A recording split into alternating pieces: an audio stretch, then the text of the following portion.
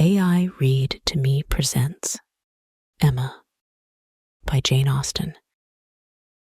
Now close your eyes and relax. Chapter 1. Emma Woodhouse, handsome, clever, and rich, with a comfortable home and happy disposition, seemed to unite some of the best blessings of existence, and had lived nearly 21 years in the world, with very little to distress or vex her. She was the youngest of the 2 daughters of a most affectionate, indulgent father, and had, in consequence of her sister's marriage, been mistress of his house from a very early period. Her mother had died too long ago for her to have more than an indistinct remembrance of her caresses, and her place had been supplied by an excellent woman as governess, who had fallen little short of a mother in affection. 16 years had Miss Taylor been in Mr. Woodhouse's family, less as a governess than a friend, very fond of both daughters, but particularly of Emma. Between them, it was more the intimacy of sisters.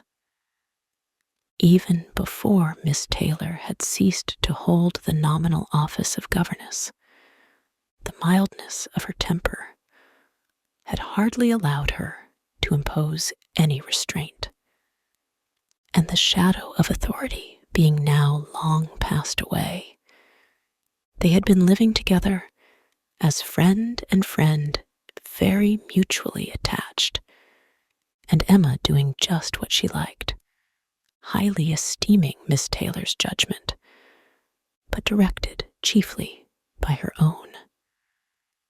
The real evils, indeed, of Emma's situation were the power of having rather too much her own way, and a disposition to think a little too well of herself. These were the disadvantages which threatened alloy to her many enjoyments. The danger, however, was at present so unperceived that they did not by any means rank as misfortunes with her.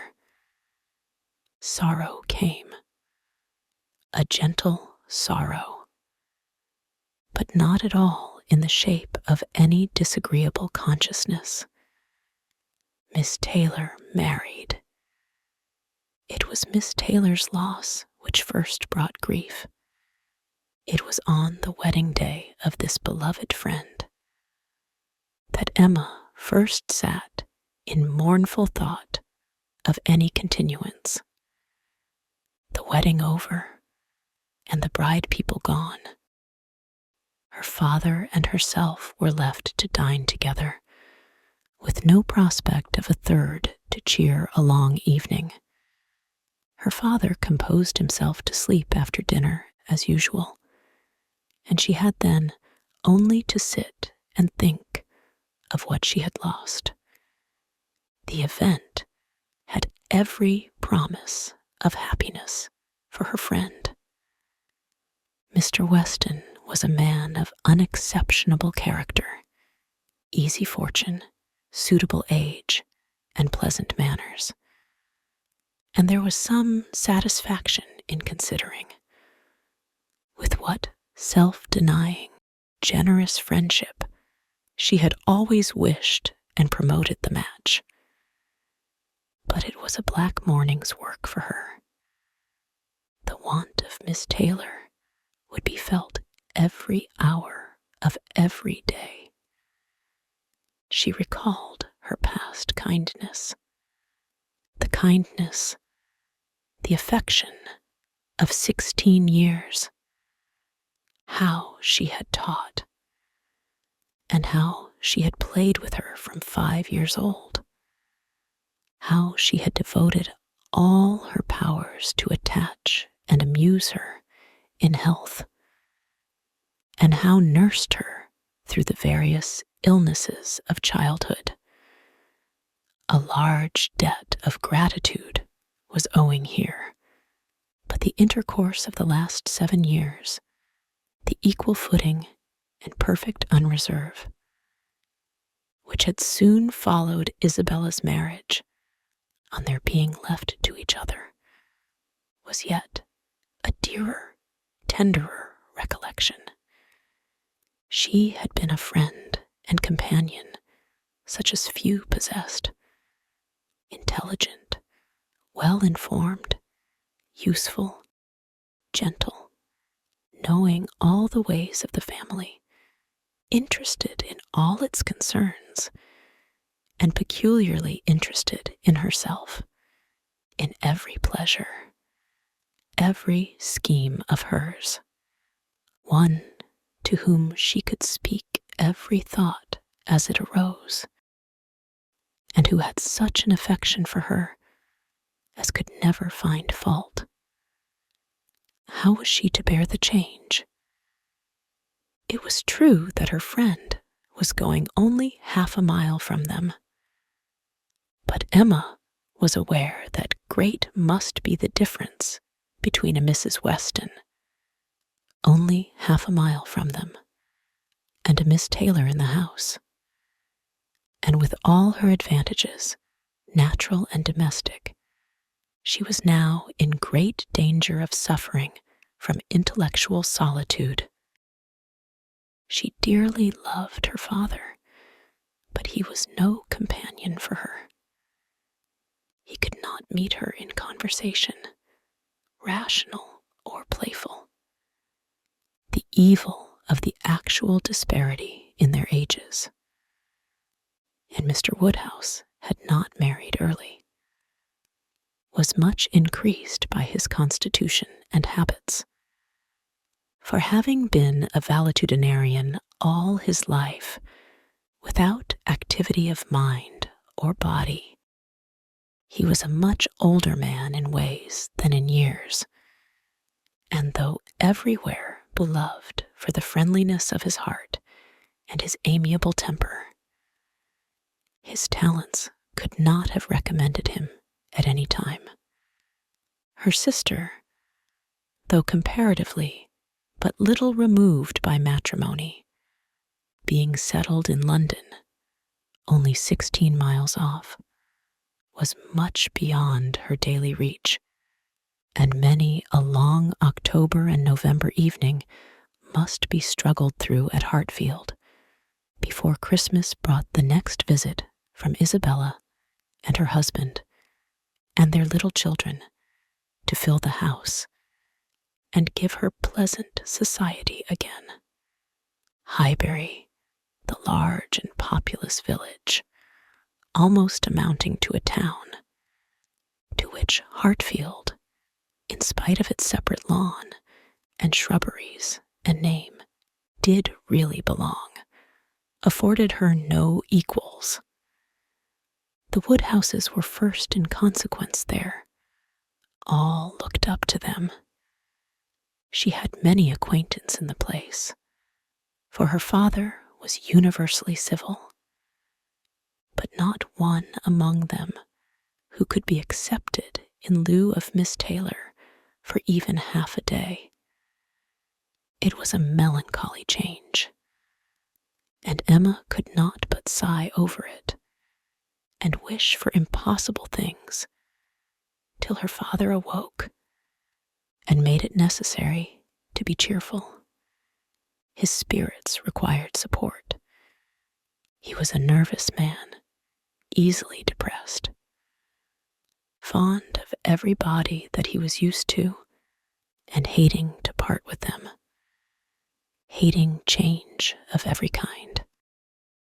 Matrimony, as the origin of change, was always disagreeable, and he was by no means yet reconciled to his own daughter's marrying, nor could ever speak of her but with compassion, though it had been entirely a match of affection when he was now obliged to part with Miss Taylor too, and from his habits of gentle selfishness and of being never able to suppose that other people could feel differently from himself, he was very much disposed to think Miss Taylor had done as sad a thing for herself as for them, and would have been a great deal happier if she had spent all the rest of her life at Hartfield.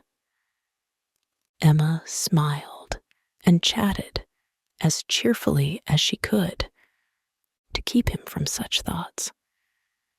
But when tea came, it was impossible for him not to say exactly as he had said at dinner, "Poor Miss Taylor. I wish she were here again. What a pity it is that Mr. Weston ever thought of her. I cannot agree with you, Papa. You know I cannot. Mr. Weston is such a good-humored, pleasant, excellent man that he thoroughly deserves a good wife. And you would not have had Miss Taylor live with us forever and bear all my odd humors when she might have a house of her own. A house of her own. But where is the advantage of a house of her own? This is 3 times as large. And you have never any odd humors, my dear. How often we shall be going to see them, and they coming to see us. We shall be always meeting. We must begin. We must go and pay wedding visit very soon. My dear, how am I to get so far? Randalls is such a distance. I could not walk half so far. No, Papa, nobody thought of your walking. We must go in the carriage, to be sure. The carriage. But James will not like to put the horses to for such a little way. And where are the poor horses to be while we are paying our visit? They are to be put into Mr. Weston's stable, Papa. You know we have settled all that already. We talked it all over with Mr. Weston last night. And as for James, you may be very sure he will always like going to Randalls because of his daughter's being housemaid there. I only doubt whether he will ever take us anywhere else. That was your doing, Papa. You got Hannah that good place. Nobody thought of Hannah till you mentioned her. James is so obliged to you. I am very glad I did think of her. It was very lucky, for I would not have had poor James think himself slighted upon any account, and I am sure she will make a very good servant. She is a civil, pretty-spoken girl. I have a great opinion of her. Whenever I see her, she always curtsies and asks me how I do, in a very pretty manner. And when you have had her here to do needlework, I observe she always turns the lock of the door the right way and never bangs it. I am sure she will be an excellent servant, and it will be a great comfort to poor Miss Taylor to have somebody about her that she is used to see. Whenever James goes over to see his daughter, you know, she will be hearing of us. He will be able to tell her how we all are. Emma spared no exertions to maintain this happier flow of ideas, and hoped, by the help of backgammon, to get her father tolerably through the evening, and be attacked by no regrets but her own. The backgammon table was placed, but a visitor immediately afterwards walked in and made it unnecessary. Mr. Knightley, a sensible man about 7 or 8 and 30, was not only a very old and intimate friend of the family, but particularly connected with it as the elder brother of Isabella's husband. He lived about a mile from Highbury, was a frequent visitor, and always welcome, and at this time more welcome than usual, as coming directly from their mutual connections in London.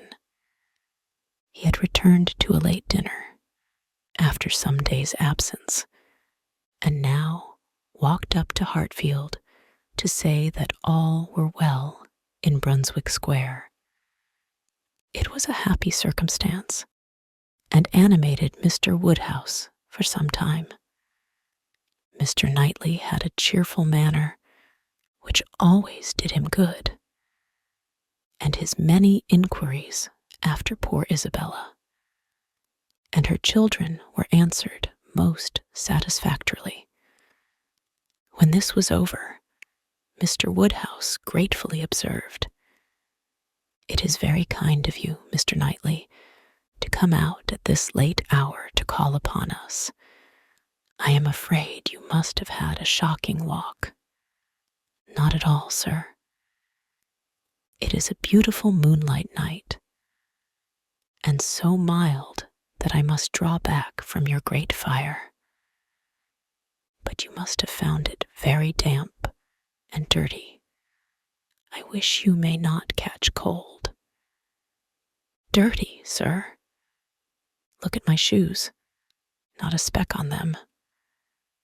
"Well, that is quite surprising, for we have had a vast deal of rain here.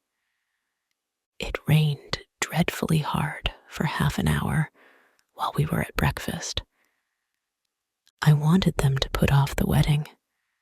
By the by, I have not wished you joy, being pretty well aware of what sort of joy you must both be feeling.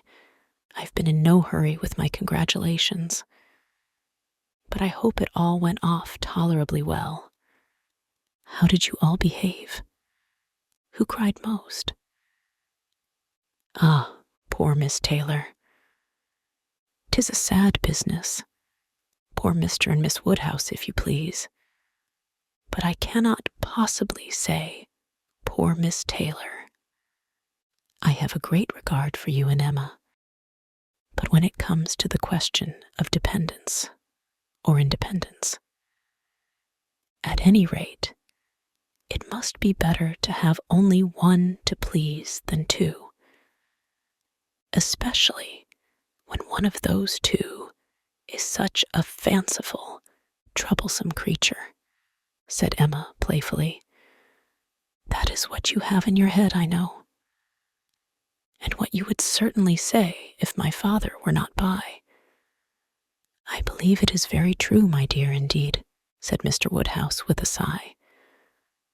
"I am afraid I am sometimes very fanciful and troublesome, my dearest papa. You do not think I could mean you, or suppose Mr. Knightley to mean you. What a horrible idea! Oh no, I meant only myself. Mr. Knightley loves to find fault with me, you know. In a joke. It is all a joke. We always say what we like to one another. Mr. Knightley, in fact, was one of the few people who could see faults in Emma Woodhouse, and the only one who ever told her of them. And though this was not particularly agreeable to Emma herself, she knew it would be so much less so to her father that she would not have him really suspect such a circumstance as her not being thought perfect by everybody. "Emma knows I never flatter her," said Mr. Knightley, "but I meant no reflection on anybody. Miss Taylor has been used to have two persons to please. She will now have but one. The chances are that she must be a gainer. Well, said Emma, willing to let it pass. "You want to hear about the wedding, and I shall be happy to tell you, for we all behaved charmingly. Everybody was punctual, everybody in their best looks. Not a tear, and hardly a long face to be seen. Oh no, we all felt that we were going to be only half a mile apart, and were sure of meeting every day. Dear Emma bears everything so well," said her father. "But, Mr. Knightley, she is really very sorry to lose poor Miss Taylor, and I am sure she will miss her more than she thinks for." Emma turned away her head, divided between tears and smiles. "It is impossible that Emma should not miss such a companion," said Mr. Knightley. "We should not like her so well as we do, sir, if we could suppose it. But she knows how much the marriage is to Miss Taylor's advantage. She knows how very acceptable it must be, at Miss Taylor's time of life, to be settled in a home of her own, and how important to her to be secure of a comfortable provision, and therefore cannot allow herself to feel so much pain as pleasure. Every friend of Miss Taylor must be glad to have her so happily married, and you have forgotten one matter of joy to me," said Emma, "and a very considerable one, that I made the match myself. I made the match, 4 years ago. And to have it take place, and be proved in the right, when so many people said Mr. Weston would never marry again, may comfort me for anything." Mr. Knightley shook his head at her. Her father fondly replied, "Ah, my dear, I wish you would not make matches and foretell things, for whatever you say always comes to pass. Pray do not make any more matches. I promise you to make none for myself, Papa, but I must, indeed, for other people.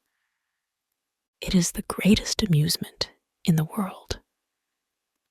And after such success,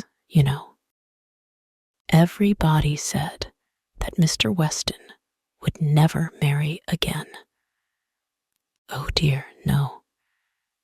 Mr. Weston, who had been a widower so long, and who seemed so perfectly comfortable without a wife, so constantly occupied either in his business in town or among his friends here, always acceptable wherever he went, always cheerful.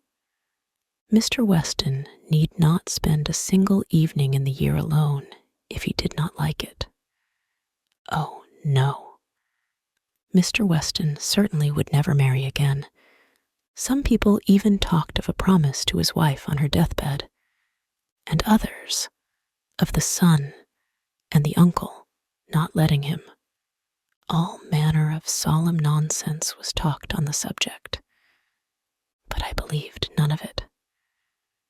Ever since the day, about 4 years ago, that Miss Taylor and I met with him in Broadway Lane, when, because it began to drizzle, he darted away with so much gallantry and borrowed 2 umbrellas for us from Farmer Mitchell's. I made up my mind on the subject. I planned the match from that hour. And when such success has blessed me in this instance, dear Papa, you cannot think that I shall leave off matchmaking. I do not understand what you mean by success, said Mr. Knightley. Success supposes endeavor. Your time has been properly and delicately spent if you have been endeavoring for the last 4 years to bring about this marriage, a worthy employment for a young lady's mind. But if, which I rather imagine, you're making the match, as you call it, means only you're planning it, you're saying to yourself one idle day, I think it would be a very good thing for Miss Taylor if Mr. Weston were to marry her. And saying it again to yourself every now and then afterwards, why do you talk of success? Where is your merit? What are you proud of? You made a lucky guess. And that is all that can be said. And have you never known the pleasure and triumph of a lucky guess? I pity you.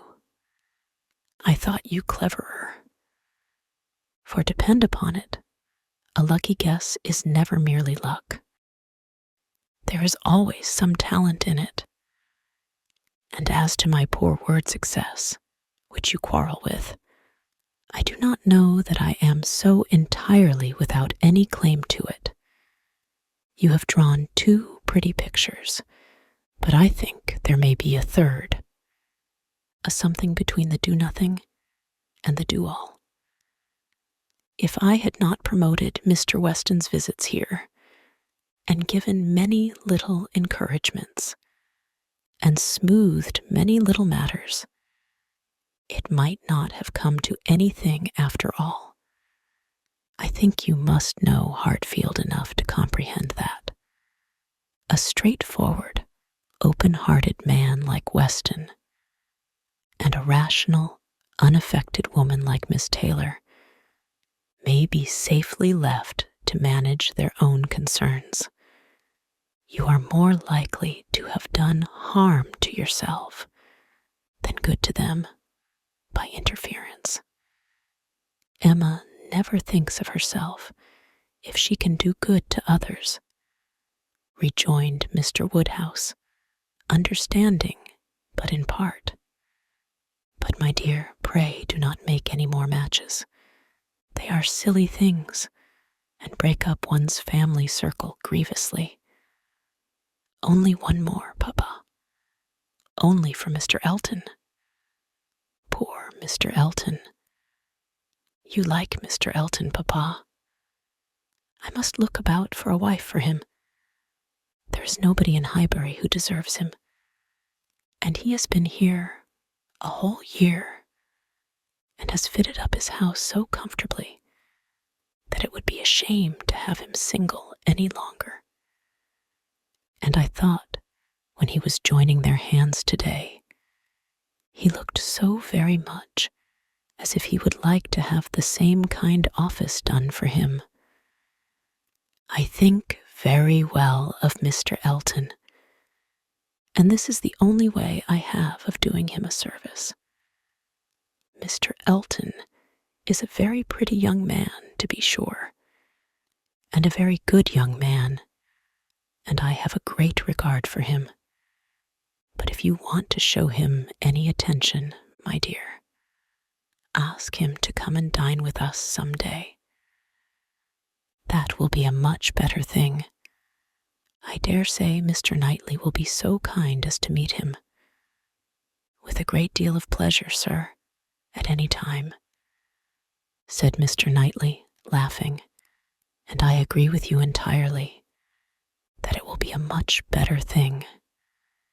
Invite him to dinner, Emma, and help him to the best of the fish and the chicken, but leave him to choose his own wife. Depend upon it, a man of 6 or 7 and 20 can take care of himself. This concludes this reading of Emma by Jane Austen. If you enjoyed it, please like and subscribe. To listen ad-free, visit aireadtome.com or use the link in the description. Thank you for your support.